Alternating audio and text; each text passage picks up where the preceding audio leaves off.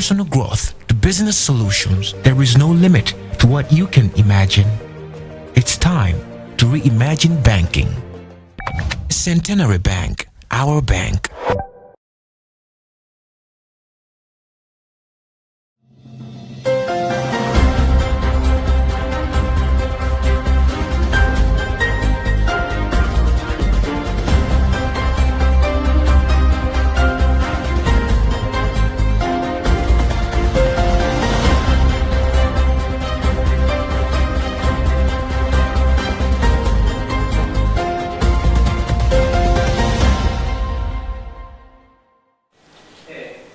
Glad you could join us for our 7:30 news bulletin with me, Tandi Wemzumara. Let's have a look at our top stories.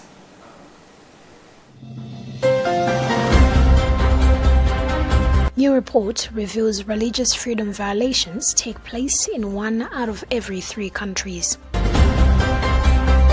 Malawi government and the WHO move to build the country's resilience towards health emergencies.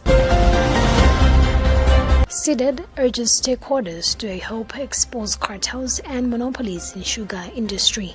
And now exclusive report this week, Jacqueline Saidi looks at how the Tonse Alliance government has performed 3 years after Malawians ushered the 9-party coalition into power.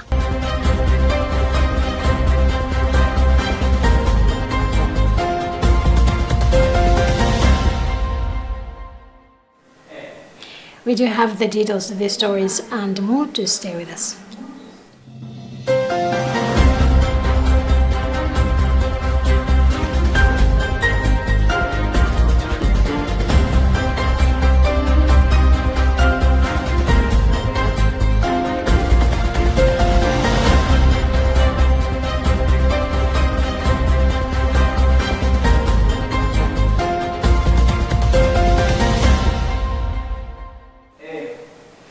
The Aid to the Church in Need SCN Catholic Charity has released its 16th report, highlighting the fact that over 4.9 billion people live in countries where religious freedom is under attack. The authors of the ACN 2023 report contextualize their findings within a tense global climate in which terrorist attacks, anti-conversion laws, financial crisis, electoral manipulations, and conflicts are on the rise, pointing out that over 4.9 billion people, that is 1 in every 3 countries, are subject to increasing violations of religious freedom. SCN's biannual report names 61 out of 196 nations where citizens are affected by a crackdown on their faith. We have more details in this Vatican News report read by Jacqueline Saidi. At the top of the list are the countries classified in the red category that denotes religious persecution. According to the report, there are 28 of them, 13 of which are in Africa, where the situation in many regions has drastically worsened.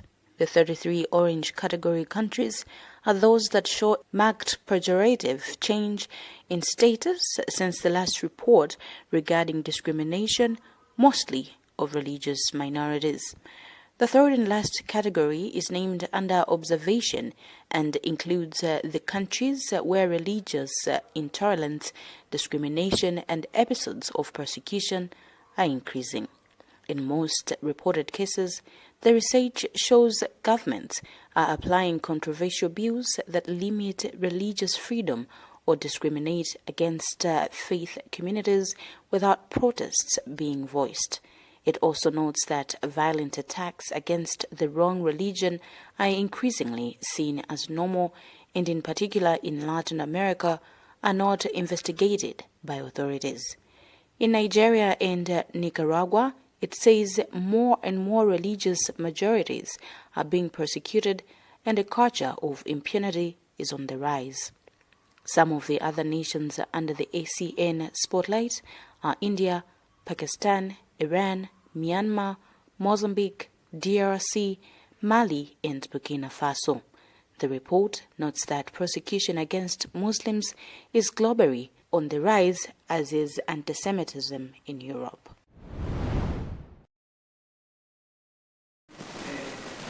The Minister of Health, Kumbize Kandolo Shibonda, has said the 2-year health emergency preparedness, readiness and response initiative by the World Health Organization, WHO, and the Ministry of Health is a roadmap to build resilience to health emergencies in the country.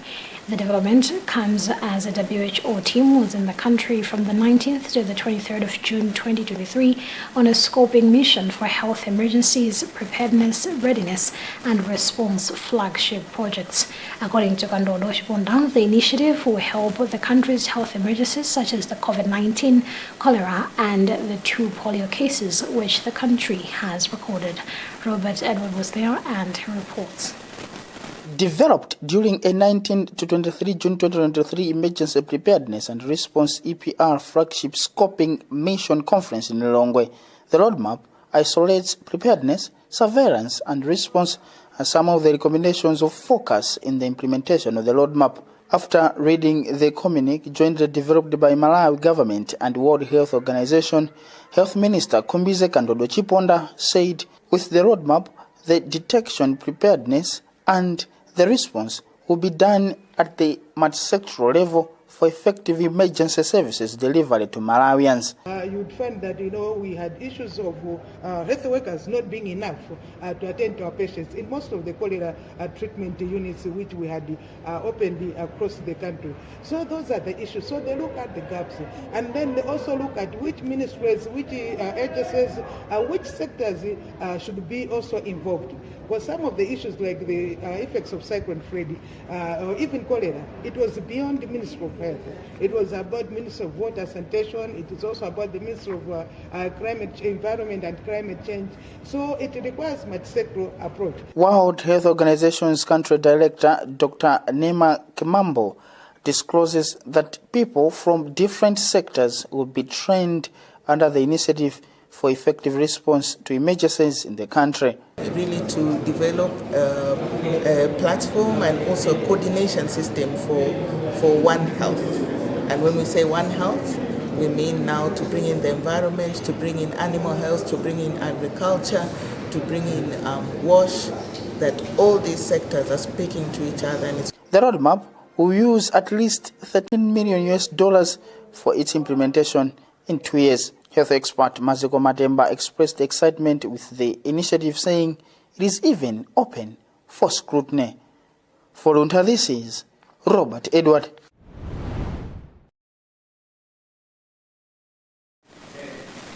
Farmers have been called to make use of the new farming technologies that are into land and soil protection so as to recover the lost glory that agricultural activities once had.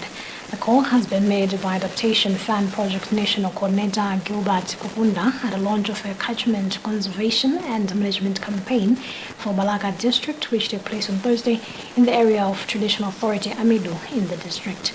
Kupunda noted that the reduction in crop yields is a result of poor environmental management, which had led to a loss of soil fertility. Rashida Matandika has more of the details. Different technologies were showcased during the campaign launch to have farmers appreciate means and methods that might help them recover soil fertility. Technologies like compost manure making, conservation agriculture, and protection of forests, including the natural regeneration forest, are some of the means that were mentioned as to help in protecting the environment, which includes soil. Speaking to the crowd that attended the function, Adaptation Fund Project National Coordinator Gilbert Kupunda said soil is the backbone of both crop and animal production, but only if it is fertile. He said there is hope of recovering the loss that soil erosion from different agencies has caused if farmers and technical leaders hold hands. There is that opportunity, and what is required is for us, the technocrats, to work very closely with our farmers on the ground so that we promote the interventions, the technologies that will actually make the farmers resilient and at the same time continue producing despite the impact of climate change. In her remarks, Balaka District Agriculture Extension Coordinating Committee Chairperson Messi Chakoma implored the farmers to follow all the good practices that are being taught to them for a change. Balaka is highly affected in terms of rainfall. We always receive erratic rainfall. It's either we have for dry spells or floods. But then looking at the soil condition, that's why we are heavily affected in terms of crop production. So the first thing that we are resorting and we're encouraging each one of us is to conserve the soil.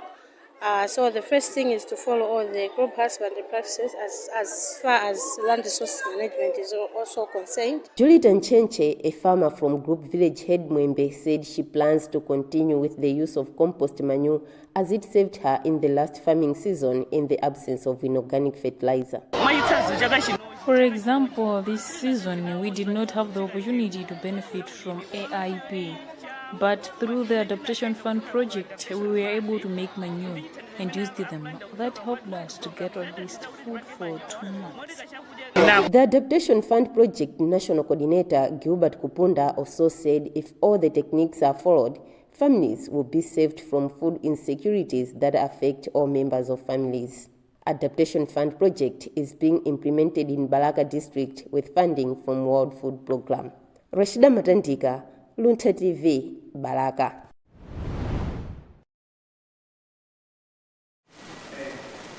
The Norwegian ambassador to Malawi, Ingrid Marie Mikkelsen, has applauded the change that NCADCA, through its several projects, continues to contribute towards the development of the country. Making the remarks on Thursday evening during a farewell event for the outgoing director, Håvard Hovdhagen, Mikkelsen noted that, among other things, the good leadership has, among other things, brought about improved food security and prioritized fighting for the inequalities of marginalized communities. At the same event, they also welcomed the incoming country director, Stephen Johnson, who, before joining Malawi, served in Iraq, Zambia, and Nigeria as a country representative. Robert Edward was there, and he reports. A toast to success and salute to the man who has left a mark. In leadership of Danish and Norwegian Church Aid in Malawi's office, leadership of partners of the Church Aid on Thursday night took turns to thank Håvard Hovdhagen, HH as they call him, for sailing the ship to impact beyond visibility in his 5.5 years leading the organization.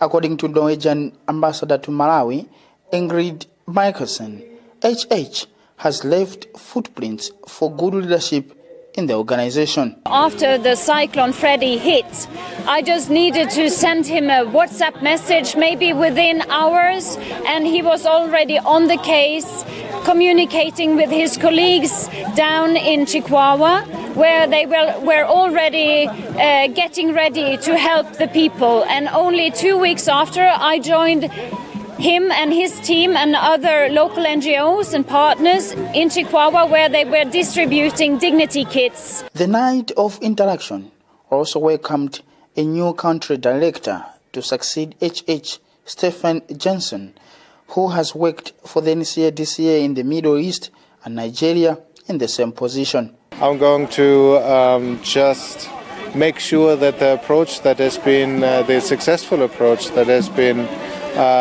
implemented over the last years with DCA and NCA will be continued. For HH, from the virtue of closure of Malawian office to one of the NCADCA-based offices in Africa, with availability in response to all the cyclones and COVID-19 monster in Malawi, he can only say that the good efforts should continue. And we have achieved things together as a team with dedicated staff, partners, and also loyal donors. So we have been able to grow. We have been able to reach out to more Malawians than ever. And in the future, I would like us to continue on that path. And to such a man, the partners can only say good luck in the next task. For Luntha, this is Robert Edward.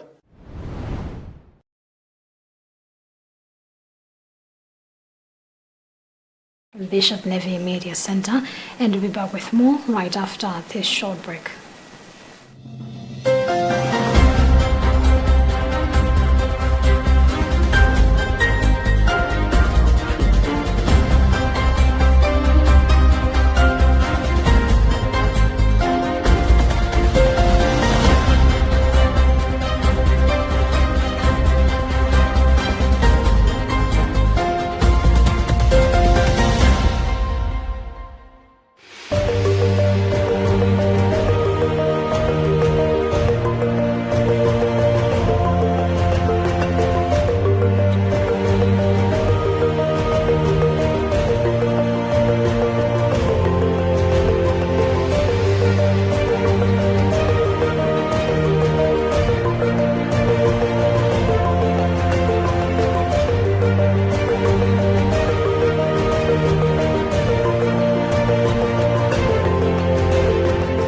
personal growth to business solutions, there is no limit to what you can imagine. It's time to reimagine banking. Centenary Bank, our bank.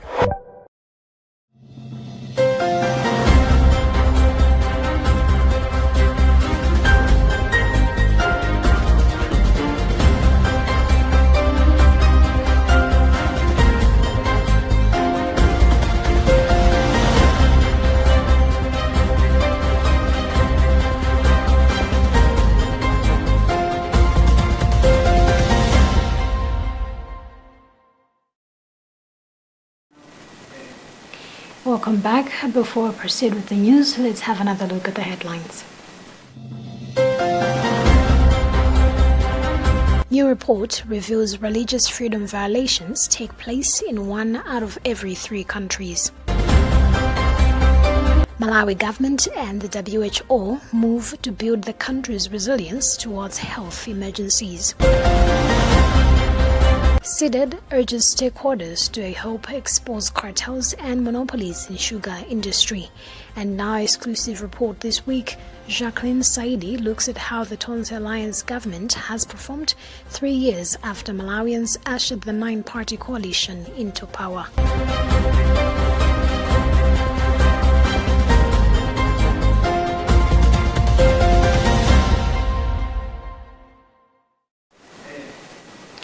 The Center for Democracy and Economic Development Initiative SIDED has urged all those who have information that can help to expose the cartels and monopolies in the sugar industry to come forward to either SIDED or the chairperson of the Parliamentary Committee on Trade and Industry, Bunkoma MP.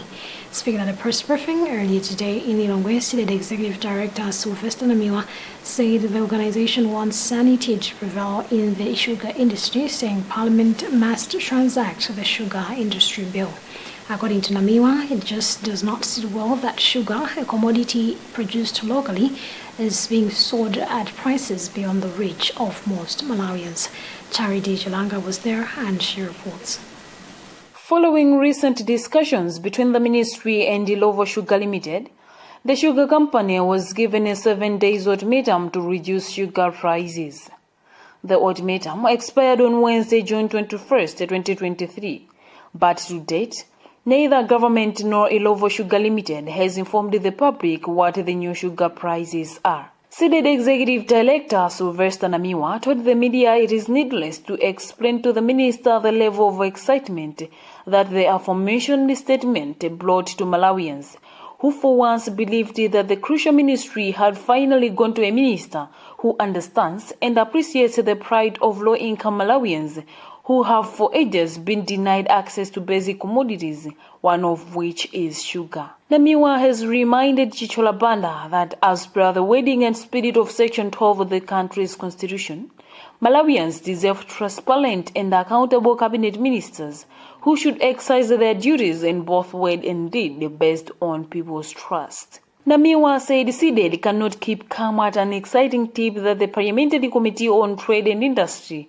will soon invite them for hearing as part of a public inquiry the area requested Parliament to conduct on sugar production and pricing in the country. Malawians were very excited because for decades they have been denied the opportunity to afford this commodity, which is grown on the soils of Malawi, that is grown by the sweat from Malawians, but it is selling at twice the price. The Ministry of Trade and Industry told Ilovo Sugar that failure to comply with the ultimatum would force government to issue more import licenses to more industry players to help cushion the price of commodities that use sugar as raw material if the company does not reduce the price. Already, the government issued 2 sugar import licenses to Mugisha Investment to bring in 20,000 metric tons of brown sugar, a development Ilovo protested, saying this will affect local manufacturers. Charity Chilanga, Luntha Television, Lilongwe.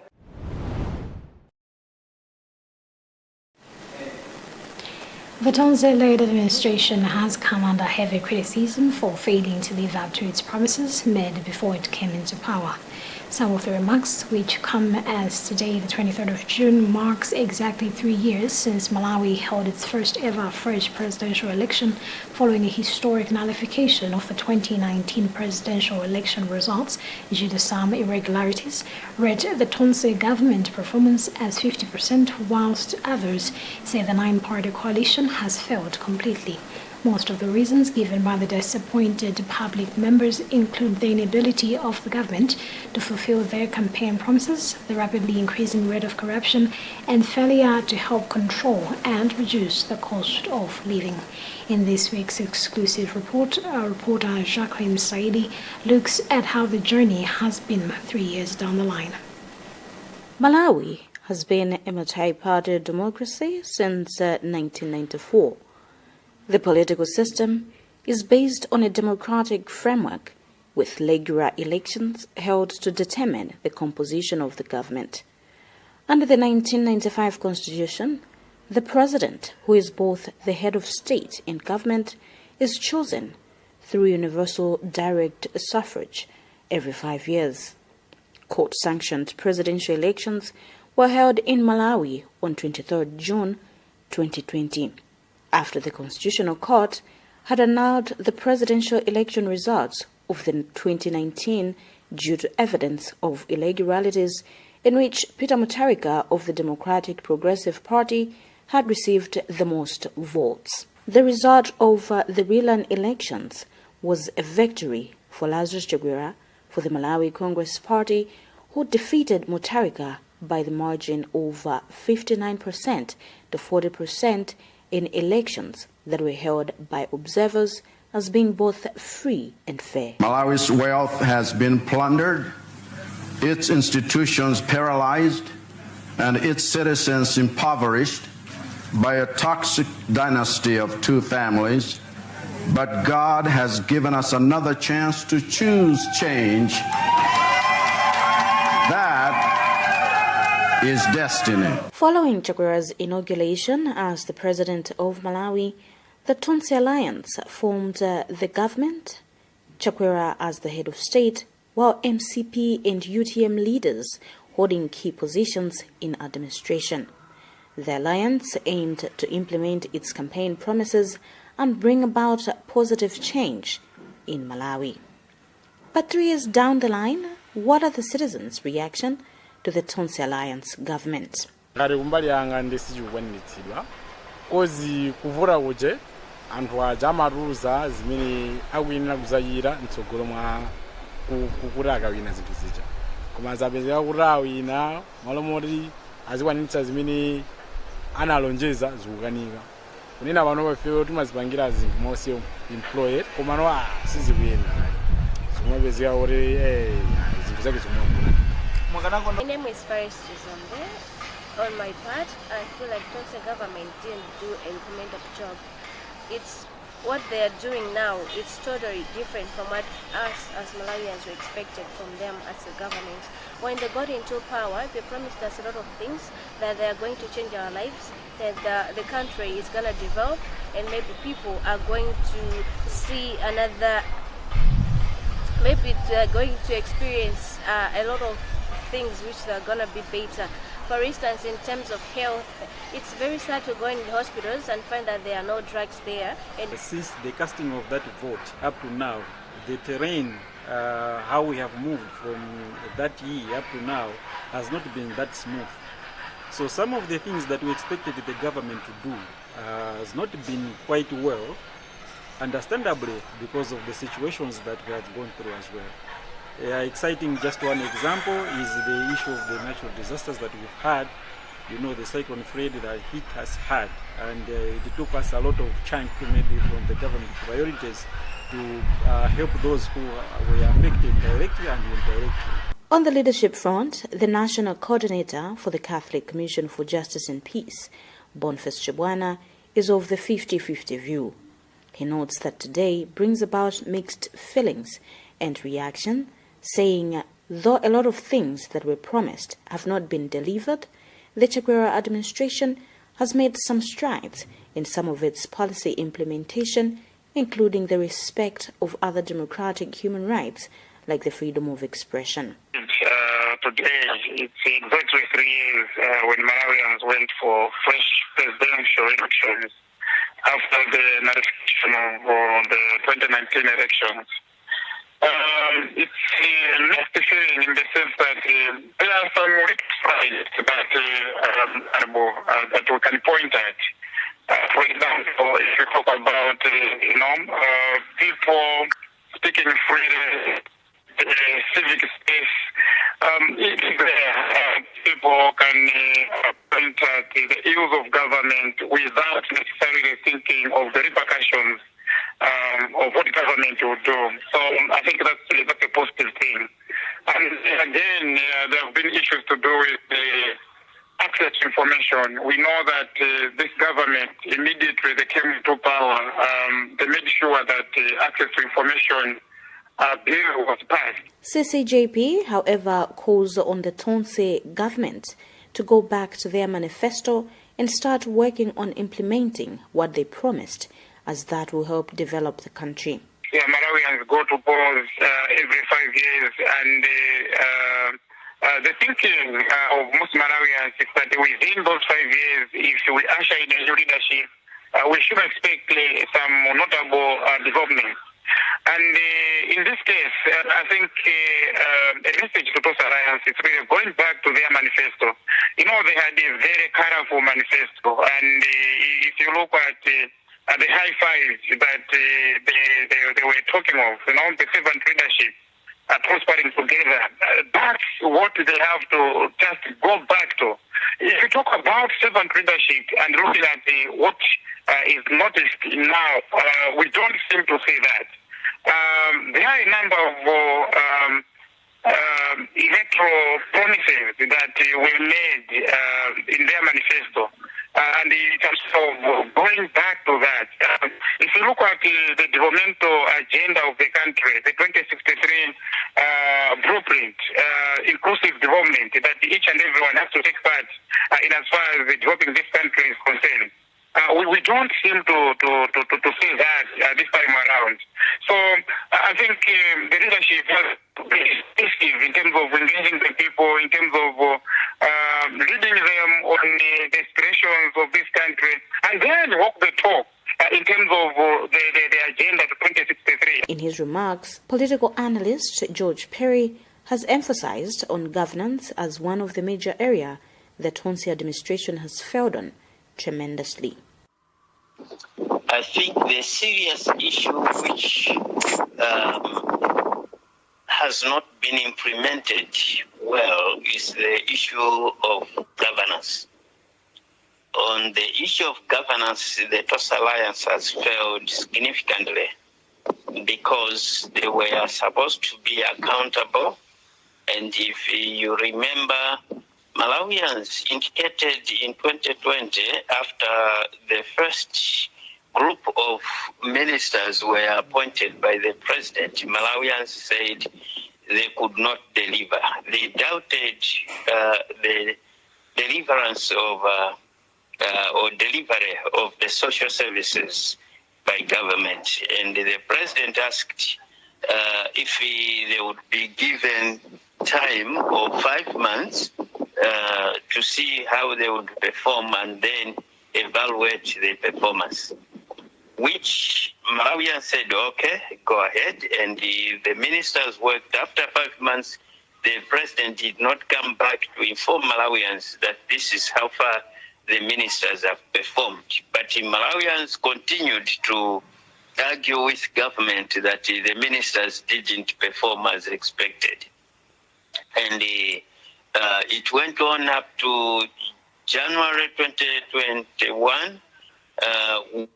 Now the president removed some of the ministers, but most of them remained, and he said he had no problem with them. So the issue of governance has not been done well, and we have also corruption cases surfacing in these 3 years of the TOS Alliance government. And when I talk about the corruption cases, rising even from the TOS Alliance itself and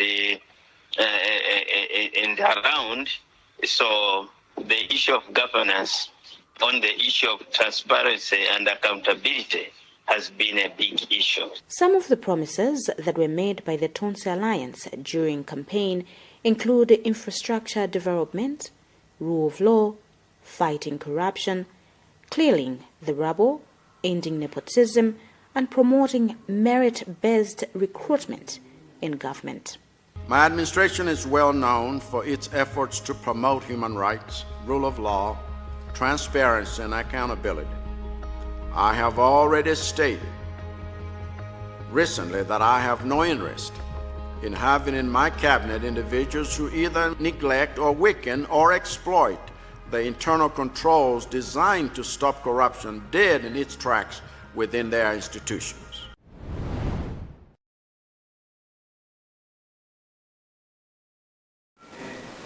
That exclusive report by Jacqueline Saidi also brings us to the end of what we had for you in this edition of our news bulletin. But before we leave, a reminder of our top stories. New report reveals religious freedom violations take place in 1 out of every 3 countries. Malawi government and the WHO move to build the country's resilience towards health emergencies. SIDED urges stakeholders to help expose cartels and monopolies in sugar industry. And now, exclusive report this week, Jacqueline Saidi looks at how the Tonse Alliance government has performed 3 years after Malawians ushered the 9-party coalition into power.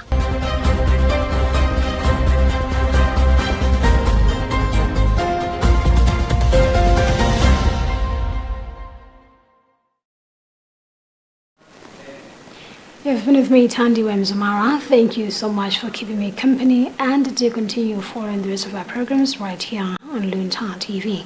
Goodbye for now and do have a lovely weekend.